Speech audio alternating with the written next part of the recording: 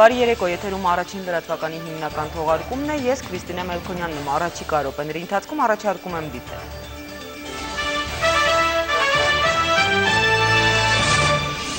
Ընտրացուցակները կենտրոնական ընտրական հանձնաժողով ներկայացնելու ժամկետը լրացավ, ընտրություններին մասնակցելու հայտ է ներկայացրել 8 կուսակցություն և 1 դաշինք։ Ում կտայիք ձեր ձայնը, եթե ընտրություններն անցկացվեին այս կիրակի։ Հրապարակվել են միջազգային կազմակերպության անցկացրած հարցման արդյունքները։ Այսօր 4-րդ գումարման ազգային ժողովն անցկացրել է վերջին նիստը, պատգամավորներն ամփոփել են անցած 5 տարվա աշխատանքը։ Կառավարությունը շարունակում է անապահով ընտանիքների կողմից սպառված գազի մասնակի սուբսիդավորումը։ Գործադիրի այսօրվա նիստում վարչապետը հայտարարել է, որ այս գործելավոճն ունենալու է շարունակական բնույթ։ ԵԱՀԿ Մինսկի խմբի համանախագահող երկրների արտգործնախարարները հանդես են եկել համատեղ հայտարարությամբ, կոչ անելով ավելացնել ջանքերը Լեռնային Ղարաբաղի հիմնահարցի լուծման հարցում։ Եվ արդեն պատրաստ է սովորական ցեղասպանություն փաստավավերագրական ֆիլմաշարի 4-րդ մասը։ 1991 թվականին իրականացված տխրահռչակ օղակ օպերացիայի մասին ֆիլմը կլինի հանրայինի եթերում։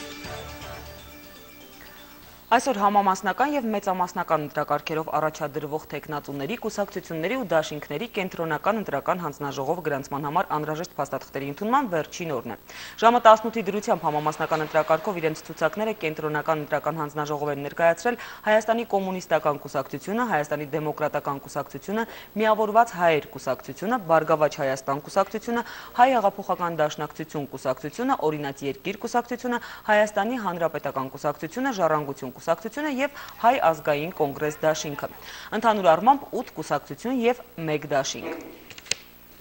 Մինչև կեսօր ԿԸՀ-ին իր համամասնական ընտրացուցակը ներկայացրել էր Հայ հեղափոխական դաշնակցություն կուսակցությունը։ ԿԸՀ-ում դաշնակցության ներկայացուցիչ Համլետ Աբրահամյանի խոսքով հոյդա ցուցակը ամենամրցունակներից մեկն է իր փորձով և թեկնածուների հեղինակությամբ։ Կեսօրն անց միասնական ցուցակով ԿԸՀ-ն ներկայացել Ազատ դեմոկրատներ և Ժառանգություն կուսակցությունների, ապա նաև ԲՀԿ-ի ներկայացուցիչները։ Խորհրդարանական ընտրություններին Հանրապետականը կմասնակցի իր 253 հոգանոց ցուցակով։ ՀՀԿ խորհրդի անդամ Արտակ Գրիգորյանը նշել է, որ ընտրարշավից առաջ իրենք լավ տրամադրություն ունեն և ընտրությունների են գնում հաղթողի հոգեբանությամբ։ Առաջիկա խորհրդարանական ընտրություններին մարտական են տրամադրված նաև ՕԵԿ-ականները իրենց 178 հոգանոց համամասնական ցուցակով։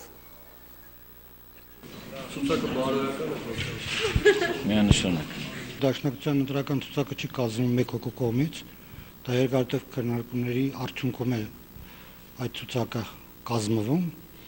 եւ կուսակցության մեջ յուրաքանչյուր ոք ստանում այն պարտականությունը, ինչ այս փուլում պարտավոր է կատարել։ Այսինքն պատական մարդիկ այնտեղ չկան։ Ինչ տրամադրությամբ եք իսկ։ Բարձր։ Բավականին լավ, հաղթողի հոգեբանությամբ բնականաբար գնում ենք ընտրություններին հաղթելու, կրկին անգամ մեր դիրքերը պահպանելու նպատակով։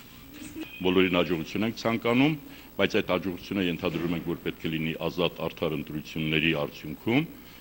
Հանուն ազատ արդար ընտրությունների ենք մենք պայքարելու, բայց նաև ընդդեմ բոլոր այն ուժերի, ովքեր փորձեն անարդար, ոչ ազատ ընտրություններ իրականացնել։ Համամասնական ընտրակարգով խորհրդարանական ընտրություններին մասնակցության իր ցուցակը Հայ ազգային կոնգրեսը ևս այսօր ներկայացրել է կենտրոնական ընտրական հանձնաժողով։ Ընդդիմադիր Հայ ազգային կոնգրես դաշինքում 119 անուն կա։ Ցուցակը ԿԸՀ է բերել կենտրոնական ընտրական հանձնաժողովում ՀԱԿ լիազոր ներկայացուցիչ Մանուշակ Պետրոսյանը։ Շնորհակալություն, բարև ձեզ։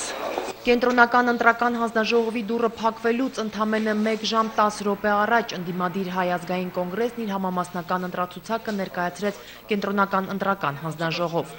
ՀԱԿ ընտրացուցակը գլխավորում է Լևոն Տեր-Պետրոսյանը։ Կենտրոնական ընտրական հանձնաժողովում ՀԱԿ լիազոր ներկայացուցիչ Մանուշակ Պետրոսյանի խոսքով ցուցակում ընդգրկված են ակտիվ գործունեությամբ աչքի ընկած գործիչներ։ Ցուցակը մոտ 120 հոգի է, գլխավորում է բնականաբար Հայ ազգային կոնգրեսի առաջնորդ Լևոն Տեր-Պետրոսյանը եւ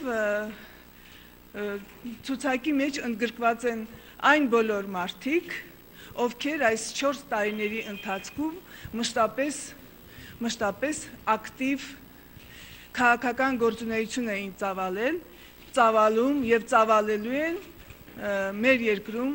կարգ ու կանոնը սահմանադրական կարգը վերականգնելու համար։ Մանուշակ Պետրոսյանը չցանկացավ մանրամասնել, թե ինչ հերթականությամբ եւ ինչ սկզբունքով է կազմվել ցուցակը։ Միայն նշեց, որ ՀԱԿ ընտրացուցակը բաղկացած է 120 հոգուց։ Առաջին եռյակը դեռ վաղուց էր հայտնի։ ՀԱԿ առաջնորդին հաջորդում են Հայաստանի ժողովրդական կուսակցության նախագահ Ստեփան Դեմիրճյանն ու Հանրապետություն կուսակցության քաղխորհրդի նախագահ Արամ Սարգսյանը։ Հաջորդում են բոլոր ուրեմն ակտիվ մեր շատ հայտնի ու բոլորի կողմից շատ սիրված եւ սիրելի քաղաքական գործիչները։ Ընտրացուցակում վերջին հորիզոնականը զբաղեցնում է Հայաստանի ժողովրդական կուսակցության քարտուղար Գրիգոր Հարությունյանը։ Կենտրոնական ընտրական հանձնաժողովում ՀԱԿ լիազոր ներկայացուցչի խոսքով դա լավագույն ապացույցն է այն բանի, որ արմատական ընդդիմությունը գնում է դեպի հաղթանակ։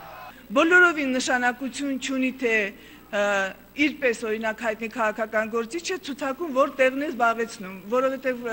ազգային ժողովի ընտրությունները դա մեր այս 4 տարվա պայքարի շարունակությունն է, ուղղակի այս դրսևորմամբ։ Ինչպես է կազմվել ՀԱԿ ցուցակը։ Հիշեցնենք, որ Հայ ազգային կոնգրեսը ստեղծվեց 2008 թվականի նախագահական ընտրություններից հետո ամիսներ անց եւ նրան մաս են կազմում 18 կուսակցություններ եւ քաղաքական ուժեր, որոնք երկարատև քննարկումներից եւ որոշակի տարակարծություններից հետո ի վերջո համաձայնեցին ընտրացուցակի կազմման իրավունքը վերապահել կոնգրեսի առաջնորդին։ Հարցին թե եղան դժգոհողներ ցուցակից, Մանուշակ Պետրոսյանը նշեց, որ այդ գործընթացը տեղի ունեցել բավական հանգիստ եւ նորմալ մթնոլորտում ի տարբերություն այլ կուսակցությունների։ ՀԱԿ ներկայացուցիչը նշեց, որ ընտրությունները դիտում են որպես քաղաքական պայքարի մեկ փուլ։ Մանուշակ Պետրոսյանի համոզմամբ այս անգամ կա շանս հասարակությանը երկարաժամկետ քաղաքական պայքարի մասնակիցը դարձնելու։ Մեր պատմության եւ նորանկախ Հայաստանի պատմության ընթացքում ես կարող եմ ասել, որ առաջին անգամ մեր հասարակությունը սկսեց ընկալել եւ մասնակցել երկարատև քաղաքական պայքարին, երկարաժամկետ ավելի շուտ քաղաքական պայքարին, այսինքն այն ինչ որ մենք սիրում ենք ասել եւ անվանել, որ կամ խոսել շատ քաղաքացիական հասարակության ձևավորման մասին, որը ամենահիմնականն է, ելակետային է ցանկացած պետության զարգացման, ժողովրդայնացման, ազատ եւ ժողովրդավար համակարգի հաստատման համար։ Ես եւ մենք բոլորս եւ կարծում եմ դուք էլ նույնպես ինքներդ եք դա զգում, սա առաջի այդ հիմնարար գործընթացն է, որովհետեւ ցանկացած մտածողություն, որպեսզի արդեն շատ խորը ծիլեր ու արմատներ տա հասարակության մեջ, դա պետք է տևական լինի, դա պետք է հետևողական լինի։ Եվ ժողովուրդը պետք է հավատա ու զգա իր քաղաքական այն գործիչներին, ովքեր ավելի լուրջ խնդիր են դրել, ավելի լուրջ խնդիր ժողովրդին, այսպես ասած, մասնակից դարձնել գիտակցական մակարդակի վրա իրենց երկրի զարգացմանը եւ ժողովրդայնացմանը։ Միայն այսպիսի գործընթացն է, որը կարող է անշրջելի դարձնել Հայաստանի դեմոկրատական զարգացումը։ Լուսինե Մկրտչյան, Էդգար Դավթյան, Առաջին լրատվական։ Եվ ինչպես արդեն նշեցինք, Հայ ազգային կոնգրեսի խորհրդարանական ընտրություններին մասնակցության համամասնական ցուցակում ներկայացված է 119 հոգի։ Առաջին տասնյակի դասավորությունն այսպիսին է. Տեր-Պետրոսյան Լևոն, Հայոց համազգային շարժում, Դեմիրճյան Ստեփան, Հայաստանի ժողովրդական կուսակցություն, Սարգսյան Արամ Զավենի, Հանրապետություն, Մանուկյան Արամ, Հայոց համազգային շարժում, Զուրաբյան Լևոն, անկուսակցական, Սարգսյան Լյուդմիլա, Սոցիալ-դեմոկրատ հնչակյան կուսակցություն, Փաշինյան Նիկոլ, անկուսակցական, Բագրատյան Հրանտ, Ազատություն կուսակցության նախագահ, Ջիհանգիրյան Գագիկ, անկուսակցական եւ Սուքիասյան Խաչատուր, անկուսակցական։ Սա ՀԱԿ-ի համամասնական ցուցակի առաջին տասնյակն էր։ Հայաստանի դեմոկրատական կուսակցությունն առաջիկա խորհրդարանական ընտրություններին մասնակցելու է իր համամասնական ցուցակով միայնակ, առանց այլ ուժերի հետ դաշինքի կամ միասնական ցուցակի։ Կուսակցության նախագահ Արամ Սարգսյանն այսօր լրագրողների հետ հանդիպմանն ասել է, որ բանակցություններ են վարել ձախակողմյան ուժերի հետ, սակայն վերջնականապես որոշվել է մասնակցել միայնակ։ ՀԴԿ-ն ունի իր ուրույն ծրագիրը եւ իր ընտրողը, այն խավը, որն իսկապես կընտրի դեմոկրատական կուսակցությանը։ Ինքնանպատակ մանդատներ ստանալու չեն գնում, նշում է դեմոկրատական կուսակցության նախագահը եւ հավելում, որ կուսակցությանն անդամակցում է 5000-ից ավելի մարդ։ Շանսերը ժողովուրդը կասի, մենք գնահատում ենք հետեւյալ կերպ, որ մենք ունենք բազմահազարանոց մեր համակիրներին, մեզ պետք է նրանց հավատ ներշնչել, որ իրենք միայնակ չեն, նրանք կարող են միասնական հանդես գալ եւ մենք կարող ենք ոչ միայն 10, այլ 20% եւ ավելին ստանալ։ Ընտրություններին հետևելու գործընթացը սկսված է, խոսքն այս դեպքում վերաբերում է ԵԱՀԿ ժողովրդավարության հիմնախնդիրների եւ մարդու իրավունքների գրասենյակի դիտորդական առաքելությանը, որն այսօրվանից սկսելու է հետևել Հայաստանում ընտրական գործընթացներին։ Առաքելության ղեկավար Ռադմիլա Սեկերիսկան տեղեկացրել է, որ առայժմ Հայաստան է ժամանել դիտորդների 13 հոգանոց հիմնական խումբը։ Հաջորդ շաբաթ Հայաստան կժամանի եւս 24 երկարաժամկետ դիտորդ, իսկ արդեն բուն ընտրությունների ընթացքին կհետևի շուրջ 250 դիտորդ։ Սեկերինսկայի փոխանցմամբ իրենց առաքելությունը հատուկ ուշադրություն է դարձնելու падգամավորության թեկնածուների գրանցման կարգին, նախընտրական զարգացումներին, բնականաբար բուն ընտրությունների ընթացքին եւ լրատվամիջոցների աշխատանքին։ Այսուհանդերձ ԵԱՀԿ ժողովրդավարության հիմնախնդիրների եւ մարդու իրավունքների գրասենյակի առաքելության ղեկավարը շեշտել է, որ իրենց գործունեությունն ընտրությունների օրը չի ավարտվելու։ Երկարաժամկետ դիտորդները մայիսի 6-ից հետո մնալու են Հայաստանում, հետևելու արդեն հետընտրական զարգացումներին ու նաեւ դրանց որակին։ Հայաստանի եվրոպացի բարեկամներն արդեն հարցում են կազմակերպել եւ նախնական պատկերացում ունեն քաղաքական ուժերի այս պահի վարկանիշային դասավորվածության վերաբերյալ։ Կազմակերպությունն այսօր հրապարակել է հարցման արդյունքները։ Եվ այսպես, ըստ Հայաստանի եվրոպացի բարեկամների, ում կընտրեին մեր երկրի քաղաքացիները, եթե ընտրությունները լինեին այս կիրակի։ Արթուր Գրիգորյանն է ներկայացնում։ Հայաստանի 10 մարզերում ու Երևանում 1602 հարցված, որոնց 64%-ը մտադիր է մասնակցել ընտրություններին։ Հարցման որակը վերահսկել եւ վերլուծել է TNS Opinion միջազգային կազմակերպությունը։ Նրա ներկայացուցիչ Սթիվ Շվարցերի խոսքով սխալ չի հայտնաբերվել։ Եվ այսպես, ում կտայք ձեր ձայնը, եթե ընտրությունները կայանային այս կիրակի։ Հարցը ի հայտ է բերել հետևյալ պատկերը. 27%-ը Բարգավաճ Հայաստան կուսակցությանը, 25%-ը Հայաստանի Հանրապետական կուսակցությանը եւ մոտավորապես 5%-ի շրջանում Հայ հեղափոխական դաշնակցությանը, Օրինաց երկիր կուսակցությանը, Հայ ազգային կոնգրեսին եւ Ժառանգություն կուսակցությանը։ 4 փոքր կուսակցություններ հավասար հնարավորություններ ունեն հաղթահարել 5%-ի շեմը։ Եվ հաշվի առնելով դեռ չկողմնորոշվածների մեծ թիվը ավելի քան 25%, հարցումն իրականացնողները չեն կարողանում ասել, թե քանի կուսակցություն կլինի նորազգային ժողովում՝ 2 թե 6։ Երկուսը վերաբերում է առաջատարներ ԲՀԿ-ին եւ ՀՀԿ-ին։ There is no significant difference between those two parties. Այս երկու կուսակցությունների միջև զգալի տարբերություն չկա։ Ինչ է դա նշանակում։ Զգալի բառը վերաբերում է վիճակագրության առումով զգալի լինելուն։ Դա նշանակում է, որ սխալվելու մերչափը, որը կազմում է մինչև 2.4%, պետք է հաշվի առնվի։ Վստահաբար մենք չենք կարող պնդել, որ այս կամ այն կուսակցությունն առաջինն է, սակայն մենք վստահաբար կարող ենք պնդել, որ այդ երկուսն էլ առաջատար են։ What we can absolutely say is that they both are strongly in the lead. Ֆրանսիայում Սարկոզին, Գերմանիայում Մերկելը, Ամերիկայում Օբաման եւ այլուր քաղաքական առաջնորդները լոկոմոտիվ են իրենց կուսակցության համար, ասում է Սթիվ Շվարցերը։ Հայաստանը եւս բացառություն չէ եւ հարցման հեղինակներն ընդգրկել են նաեւ նախագահական վարկանիշերի հարցը։ Հետազոտության կարևոր արդյունք է այն, որ կուսակցությունը չի ստեղծում անձանց, այլ անձն ինքն առանձին միավոր է եւ այդ անձինք պետք է իրենց հստակ դիրքորոշում ունենան հասարակության մեջ հաջողության հասնելու համար։ Այս կիրակի նախագահական ընտրությանը Սերժ Սարգսյանի օգտին կքվեարկեր հարցվածների 33%-ը։ 2010-ի ցուցանիշի համեմատ հարցումն արձանագրել է 5%-անոց աճ։ Ընդ որում նախագահ Սարգսյանի հարցվածների 100%-ն են կալում որպես փորձառու քաղաքական գործիչ։ ԲՀԿ առաջնորդին 77%-ը։ It is normal that political parties mainly are perceived. Բոլոր երկրներում էլ նորմալ է, որ կուսակցությունները հիմնականում ընկալվում են իրենց առաջնորդների միջոցով։ Ուստի ընտրողները մեծ ուշադրություն են դարձնում անձերին։ Երբ մենք հարցնում էինք, թե ինչպես եք ընտրելու, նրանք հիմնականում շեշտը դնում էին անձի վրա։ Հետազոտության հեղինակները պարզել են նաև, որ մարդկանց տեղեկատվության առանձնային աղբյուր շարունակում է մնալ հեռուստատեսությունը, թեպետ ինտերնետային աղբյուրները սրընթաց աճ են գրանցում։ Առանձին վերլուծվել է կուսակցական ընտրազանգվածների կազմը։ Հանրապետականների օգտին քվեարկել պատրաստվողների 2/3-ը նախորդ անգամ էր նույն ընտրություններ կատարել։ Բարգավաճ Հայաստանի ընտրազանգվածի զգալի մասը հավաքագրվել է 2007-ից հետո։ Հայ ազգային կոնգրեսը երևի թե ամենափոքրների մեջ ամենակայուն ընտրազանգվածը ունի իր արժեքների եւ հայացքների կրողների շրջանում։ Բացառությամբ երկու առաջատարների մեծաթիվ չկողմնորոշվածների պատճառով հարցման հեղինակները համարում են, որ մրցավազքը դեռևս անկանխատեսելի է։ Արթուր Գրիգորյան, Էդգար Դավթյան, Առաջին լրատվական։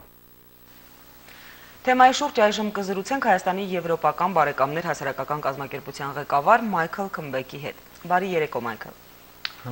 Ասացեք, խնդրեմ, ինչից ծնվեց այս նախաձեռնությունը, ինչ նպատակ եք հետապնդում այս հարցումն անցկացնելով։ We want to make a contribution for better elections in Armenia. Մեր նպատակն է նպաստել Հայաստանում ավելի լավ ընտրությունների անցկացմանը։ Սա շատ կարևոր է Եվրոպայի եւ Հայաստանի հարաբերությունների համար։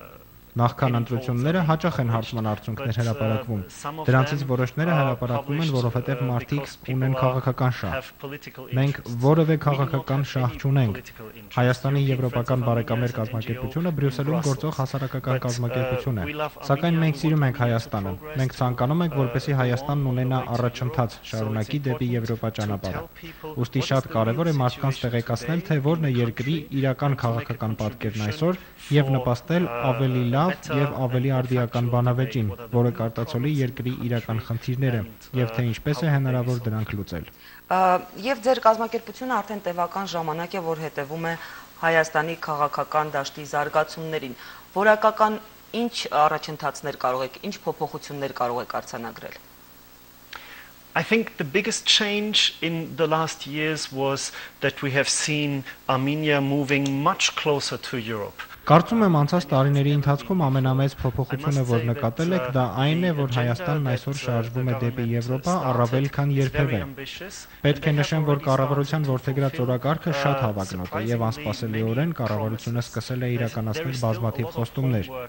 Այդուամենայնիվ դեռ անելիք շատ կա, բայց Հայաստանն անցած տարիների ընթացքում դարձել է շատ ավելի եվրոպական երկիր ամենադրական առումով։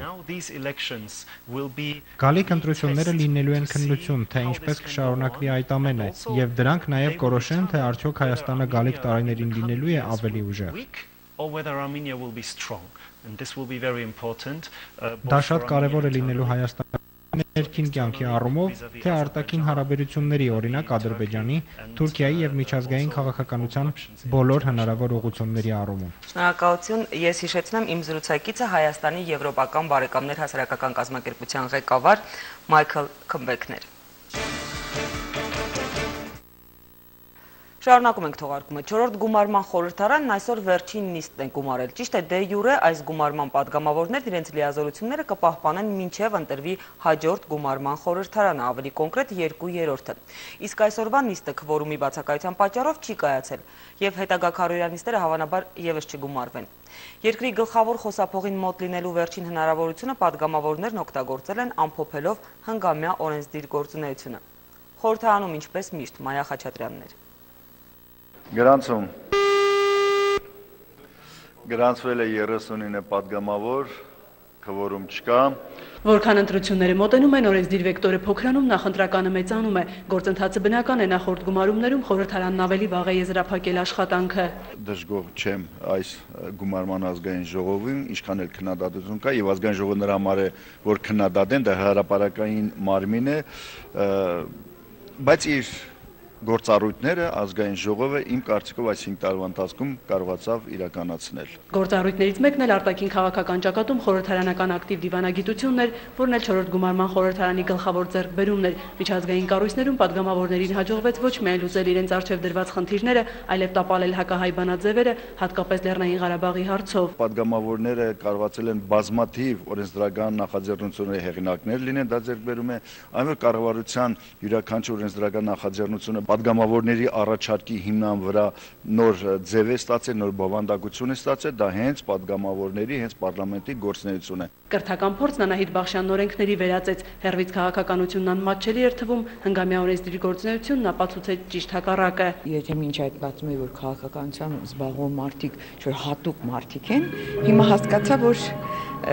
բոլորովին այդպես չի։ Պատգամավոր Բալասանյանի պատասխանատվությունը մեծացավ, երբ փոխնախագահ դարձավ։ Բազմակուսակցական լսարանի աշխատանքը կանոնակարգելը երբեմն դժվար էր, բայց առաջին խոսափողն է, հաճախ զգացմունքային ելույթներն էլ բնական պետք է լինեին։ Բազմակարծության ամբիոնը ոչ թե որ, ասենք, միանշանակ պետք է լինի։ 4-րդ գումարման խորհրդարանի հնգամյա աշխատանքն ամփոփեց մոտ 2000 նոր օրենք, որոշում, հայտարարություն ու համաձայնագիր, տնտեսական փաթեթները գերակշռեցին։ Նաև մենք կարողացանք խորհրդարան արդյունաբերական քաղաքականության կոնցեպցիա մշակել։ Հին խորհրդարանը պաշտոնապես դռները կփակի, երբ կենտրոնական ընտրական հանձնաժողովը հայտարարի պատգամավորների 2/3 ընտրվելու մասին։ Հակառակ դեպքում ընտրյալների լիազորություններն ուժի մեջ կլինեն մինչև հունիսի 14-ը։ Պատգամավորների 2/3 ընտրությունից հետո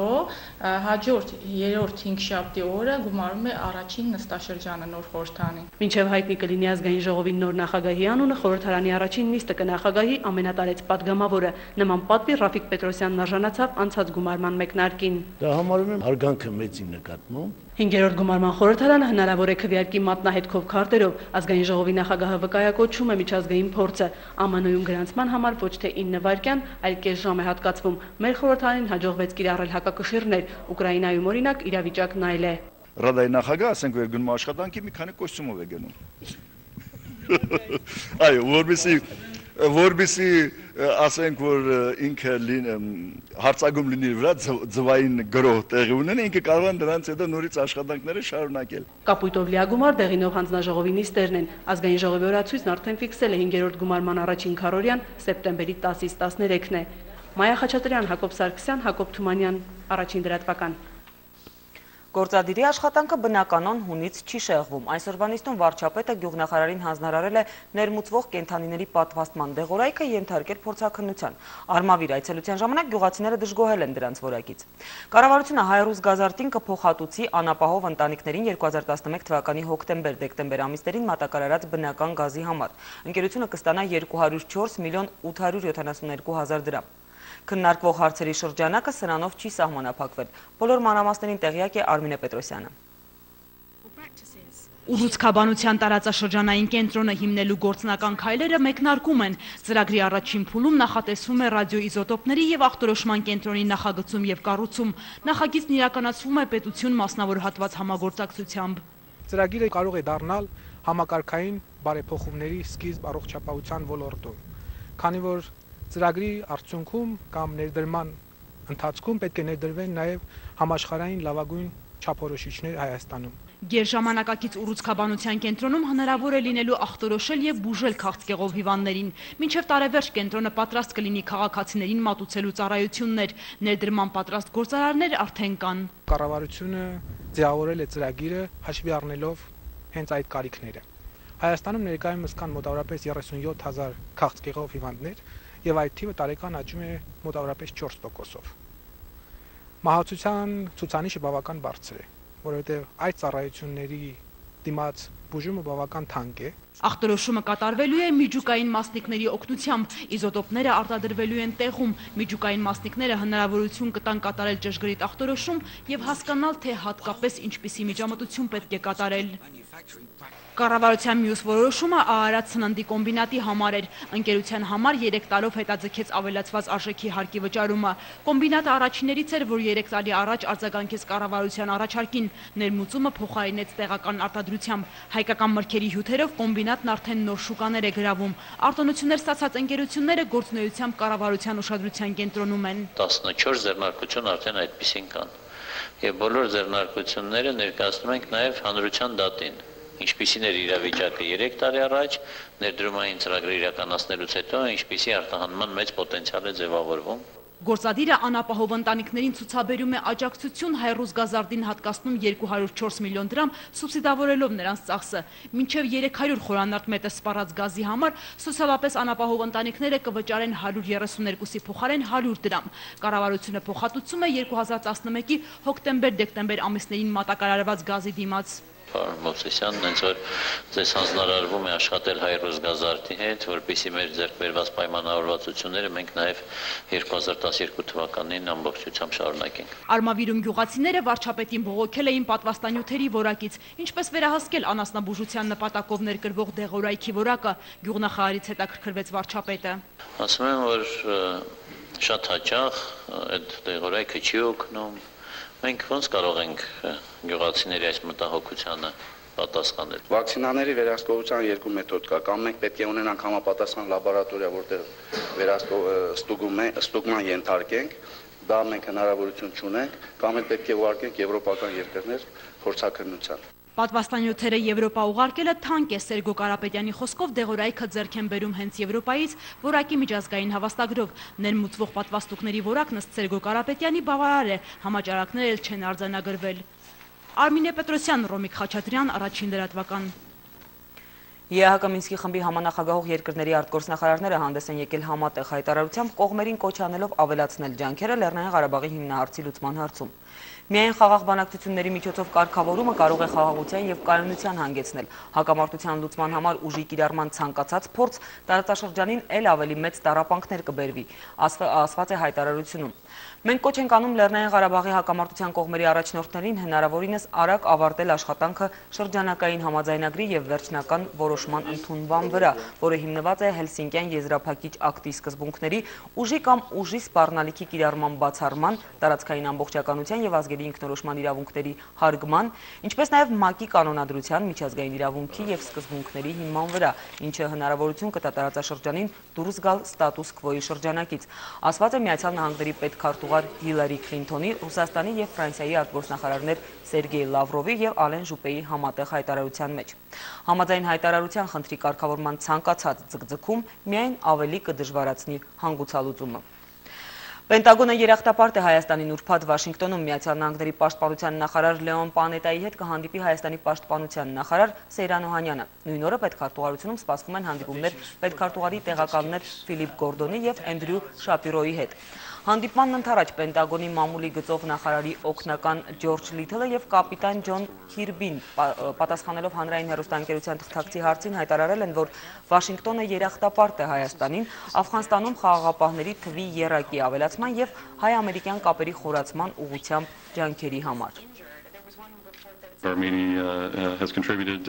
Շատ երախտապարտ ենք այն նպաստի համար, որը Հայաստանը բերել է Աֆղանստանի խաղաղապահ առաքելությանը։ Դա մի ուղերձ է, որը նախարար Պանետան ինքը կկրկնի Հայաստանի պաշտպանության նախարարի հետ հանդիպման ժամանակ։ Կողմերը քննարկելու են Միացյալ Նահանգների եւ Հայաստանի միջև համագործակցության խորացման հեռանկարներին, ինչպես նաեւ տարածաշրջանային անվտանգությանն առնչվող հարցեր։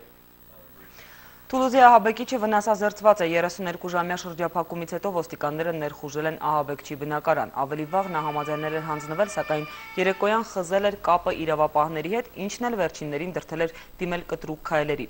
Տանը փոխհրաձգություն է սկսվել, որի ժամանակ 3 իրավապահ է վիրավորվել, մեկի վիճակը ծանր է, ահաբեկիչն էլ սպանվել է պատուհանից դուրս թռչելու ժամանակ։ Հատուկ ծառայության աշխատակիցներն ապշած են, թե ինչպիսի ատելությամբ է Մուհամեդը դիմադրել։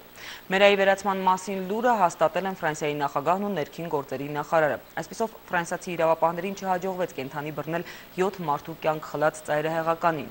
Այն հարցին արդյոք նա մենակ է գործել, թե հատուկ առաջադրանք է կատարել, ոստիկանությունը փորձում է պարզել հանցագործի եղբոր հարցաքննության ժամանակ։ Ենթադրվում է, որ նա աջակցել է Մերային։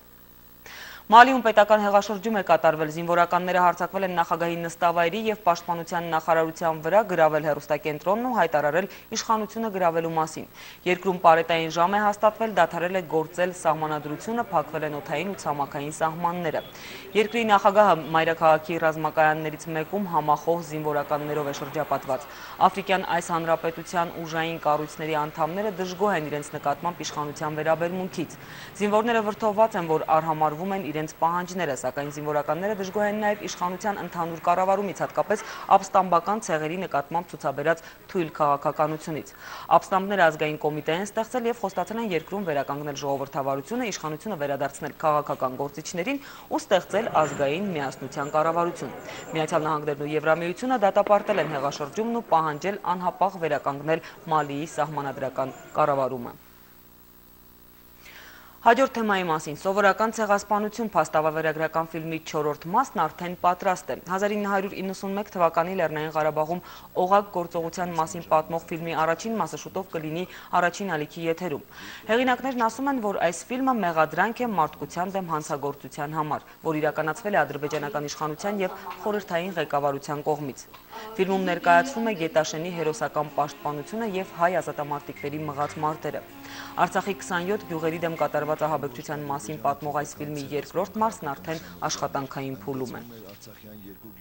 Պատշաճ տեղեկություններ չունի այս Ղարաբաղյան պատերազմի հակամարտության այս դրվագի մասին։ Ուրեմն օղակ կամ կոլցո, ինչպես ավելի հաճախ են ասում, գործողությունը դա փաստացի սովետական Ադրբեջանի Արցախի եւ Հայաստանի խաղաղ բնակչության դեմ իրականացված վերջին հանցագործությունն է։ Բնությունը նրան բազմաթիվ շնորհներով է օժտել։ Ռաֆայել Իշխանյանը լեզվաբան էր, գրականագետ, պատմաբան, գրքագետ ու մատենագետ, բայց հայագիտությունը նրա համար միայն գիտական դիսցիպլին չէր։ Իշխանյանի ըմբռնմամբ այն պետք է ծառայեր ազգային խնդիրներին։ Ինքը քարոզիչ էր քրիստոնեության առաջին դարերի առաքյալների նման, հրապարակախոս, որ այրվում էր ազգային որոնումների իր ժամանակաշրջանի բոլոր ցավոտ հարցերով, մեր ինքնությունից մինչև քաղաքական պատմության ընթացքի ճիշտ ու սխալի փնտրտուքով։ Նա իմ ուսուցիչն էր։ Այսպես են սկսվել Ռաֆայել Իշխանյանի ծննդյան 90-ամյակի առիթով այսօր ազգային գրադարանի նիստերի դահլիճում հնչած բոլոր ելույթները։ Ռաֆայել Իշխանյանը մի ամբողջ սերնդի ուսուցիչ էր։ Ուսուցիչ, որն ինքը հայոց լեզվի պաշտամունք ուներ եւ այդ սերն ու նվիրումը իր աշակերտներին էր հաղորդում բոլոր հնարավոր մեթոդներով։ Իր ելակետը դա էր, այսինքն գիտություն էլի միայն կաբինետային հասկացություն չէր, դասավանդումը միայն դա չէր, նույն ասենք լեզվի այդ պաշտամունքը, որ ուներ հայոց լեզվի անաղարտության վերաբերյալ եւ կարելի ասել այդ սերը զգացվում էր նաեւ ասենք իր դասական ուսումնասիրությունների մեջ, ասենք վերցնենք հայ գրքի պատմությունը, մատենագիտական բնույթի աշխատություն, բայց այդ տողերի մեջ մենք տեսնում ենք խորին կարելի ասել գորով, հիացմունք, ինչ որտեղ հպարտություն եւ հուզմունք։ Եվ Իշխանյանը ասեց Զողը, որի վրա հավաքված է հայ ժողովուրդը, դա լեզուն է։ Կորցնում ենք լեզուն, կորցնում ենք ամեն ինչ։ Հանրապետության տարածքում շարունակվում է վթարային կամ խարխուլ պատերով դպրոցների նորոգումը, Էջմիածնի 3-րդ դպրոցում շինարարությունն ընթանում է ամբողջ թափով։ Կրթօջախը, որն արդեն 80 տարեկան է, վաղուց նորոգման կարիք ուներ։ Այժմ դպրոցը նորոգվում է եւ մոտ ապագայում կհամալրի լավագույնների շարքը։ Դպրոցի հիմնանորոգման համար պետական բյուջեից 217 միլիոն դրամ է հատկացվել։ Թե աշակերտները եւ թե ուսուցիչները մեծ ոգևորությամբ սպասում են տեսնելու իրենց հին դպրոցը նոր ու պատշաճ տեսքով։ Գարնան Էջմիածնի 3-րդ հիմնական դպրոցում շինարարությամբ մեկնարկեց 80-ամյա կրթօջախը, որը հոգևոր կենտրոնի առաջին կրթական հաստատություններից է եղել, երբևէ չէր վերանորոգվել։ Ուսումնական մասնաշենքի իրարից հեռացած պատերը, փայտի առաստաղն ու ճոճվող հատակն այնքան վտանգավոր էին դարձել, որ դպրոցի տնօրենի ձևակերպմամբ երեխաները դասամիջոցներին ոտքերի մատների վրա էին քայլում։ Առաջի հարկի դասասենյակները մոտավորապես նրանց հատակը 30-ից 40 սանտիմետրով իջել էր, որովհետև հենասյուներ չունեին, փդած ամբողջը այդ գերանները փտած, տախտակները փտած, մի խոսքով չկար եւ ոչինչ։ Բոլոր վախերի եւ վտանգների մասին այստեղ արդեն անցյալով են խոսում, որովհետեւ կյանքի եւ առողջության համար ռիսկային դարձած դպրոցը մոտ ապագայում կհամալրի լավագույնների շարքը։ Դպրոցի հիմնանորոգման համար պետական գանձարանից 217 միլիոն դրամ է հատկացվել։ Աշխատանքի ծավալներն այնքան մեծ են, որ շինարարների ասելով ոչ թե հիմնանորոգում, այլ նոր դպրոց են կառուցում։ Թողնում ենք ընդամենը 4 պատ կողքերի եւ սկսում ենք շինական աշխատանքներ, ուժեղացում պատերի, սյուների կառուցում եւ ծածկերի կառուցում մոնոլիտ բետոնով։ Աշխատանքը կատարում ենք բարեխիղճ, որակով, քանի որ մեր երեխեքը մեր թոռներն են սովորում այս դպրոցում։ 21-րդ դարին հարիր դպրոց ենք հանձնելու խոստանում են շինարարները, վստահեցնելով, որ անգամ տասնյակ տարիներ անց որևէ թերություն ի հայտ չի գա։ Շինարարական աշխատանքները լրիվ կատարել են շինարարական նորմերին համապատասխան, ինչ կոնստրուկցիաներ որ մեզ տված են, ինչ արմատուրա, ինչ տեսականի կա, մենք դրանք լրիվ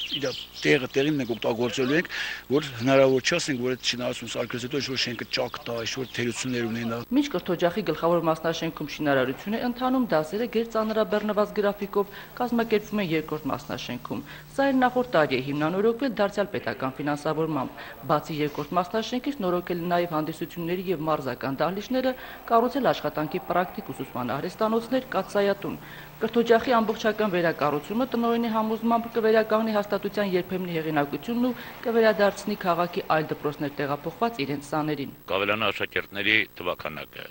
1.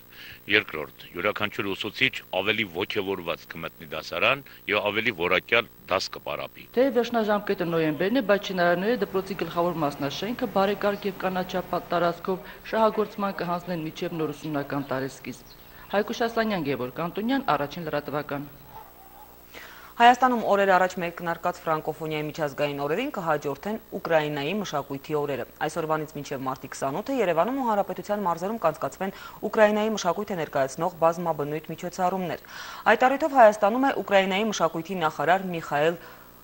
Կուլինյակի գլխավորած պատվիրակությունը։ Կուլինյակը հավաստիացնում է, որ հայ-ուկրաինական մշակութային համագործակցությունը սերտ է եւ գտնվում է բարձր մակարդակի վրա։ Հայաստանի եւ Ուկրաինայի մշակույթի նախարարները ներկայացրել են մեկ շաբաթյա միջոցառումների ծրագիրը։ Ուզում եմ այսօր շեշտադրել, որ 500-ամյակին ընդառաջ ծրագրերի շրջանակներում, որտեղ մենք նախատեսում ենք տարբեր երկրների գրականությունների ներկայացումը, ըստ էության առաջին ներկայացումը դա Ուկրաինան է իր գրականությամբ։ Ուկրաինայում մեծ հաջողությամբ իրականացվեցին Հայաստանի մշակույթի օրերը, եւ այժմ մենք փոխադարձ այցելությամբ Հայաստանում ենք, որպեսզի ձեզ ներկայացնենք Ուկրաինայի մշակույթը։ Եվ այսօր արդեն Հայաստանի գրողների միությունում գրականության սիրահարների դատին հանձնվեց ուկրաինական Pse Svit ամսագրի հոբելյանական հատուկ համարը։ Գրական այս ամսագիրը գոյություն ունի արդեն 85 տարի։ Պարբերականն անդրադարձել է գրեթե 5000 համաշխարհային գրողների երկրագնդի ամենատարբեր անկյուններից։ Հոբելյանական այս հատուկ համարում ներառված է հայ գրողների ստեղծագործական ընտրանին։ Ամսագրի առաջին էջում են նաև Հայաստանի եւ Ուկրաինայի նախագահների ողջույնի խոսքերը։ Ամսագրի խմբագրակազմում թարգմանություն է իրականացվում 83 լեզուներից, հրապարակումներ են եղել շուրջ 100 երկրի գրականության մասին, այդ 100 երկրների մեջ ընդգրկվեց նաև Հայաստանը։ Մեր ամսագրի գրական քարտեզի վրա կար սպիտակ մի կետ, եւ դա Հայաստանն էր։ Պատմական իրողության բերումով միայն վերջին 20 տարիների ընթացքում է, որ Հայաստանը մեզ համար դարձավ արտասահման, եւ մենք որոշեցինք այդ սպիտակ կետը վերացնել։ Անցած տարի մենք ունեցանք հանդիպում Հայաստանի գրողների միության նախագահի եւ մշակույթի նախարարի հետ եւ որոշեցինք ուկրաինացի ընթերցողներին ծանոթացնել հայկական գրականության հետ։ Ոչ թե դասական գրականության, ոչ թե 20-րդ դարի, այլ անկախ Հայաստանի գրականության հետ։ Շուտով հայտնի կդառնան տարվա լավագույնները երգարվեստում։ Այս տարի ազգային երաժշտական մրցանակաբաշխությունը կկայանա ապրիլի 15-ին։ Փառատոնի նախապատրաստական աշխատանքներն արդեն իսկ մեկնարկել են։ Որոշակի փոփոխություններ կլինեն մրցանակակիրների ու նաև անվանակարգերի ընտրության հարցում։ Դրանք կհաստատվեն միայն մասնագիտական քննարկումներից հետո։ Ազգային երաժշտական մրցանակաբաշխության կազմկոմիտեն, Հայաստանի հանրային հեռուստաընկերությունն ու մշակույթի նախարարությունը պատրաստվում են տարվա գլխավոր շոուին, որն ապրիլի 15-ին կրկին կհնչեցնի երաժշտական տարվա գնահատման արդյունքներն ու նոր հայտնությունների շքահանդեսով կներկայանա հանդիսատեսին։ Այս տարի մրցանակաբաշխության պատասխանատուներն ընդլայնել են նախնական քննարկումների շրջանակն ու նախապատրաստական փուլում ապահովել են նաև ոլորտի հայտնի մասնագետների ու լրատվամիջոցների ակտիվ մասնակցությունը։ Առաջին հանդիպման առիթը մրցութային անվանակարգերի հաստատման եւ նոմինանտների առաջադրման սկզբունքների շուրջ ագրգիռ քննարկում սկսելն էր։ Գրիգոր Նազարյանը վստահեցնում է, սահմանափակումներ չկան, ընտրություններ լինելու է թափանցիկ եւ յուրաքանչյուրը պետք է հիմնավորի իր ընտրությունը։ Քանի հոգու անուն ուզում ենք կարող ենք ստեղ նշել, հետո այդ նշված թղթերի հիման վրա մենք կանենք առաջի եռյակը համընկնումների քանակով ու այս թղթերը ստորագրված են լինելու բոլորիս կողմից եւ բաց ցանկացած վաղ այս թղթը բոլորիս դեմերը բոլորը բաց դրված է լինելու, որ մենք տեսնենք սենց։ Եվ այդ 3-ի համար արդեն առանձին մենք կլինի ժյուրի մեր քննարկությունը եւ մենք կիմանանք ով է հաղթելու այս մրցանակաբաշխության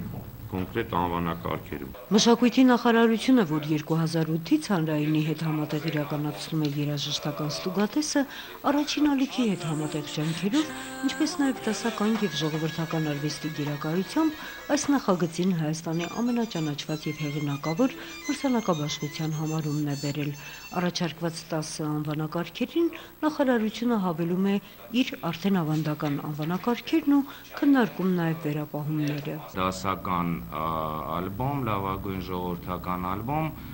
եւ ես այստեղ ճիշտն ասած ջազ չտեսա, որը որ նույնպես